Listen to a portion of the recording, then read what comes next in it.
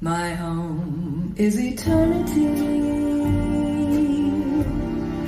Forever was meant for me. That's how God creates, you see, by sharing Himself with me. His Spirit is what I am. All else is just drifting sand.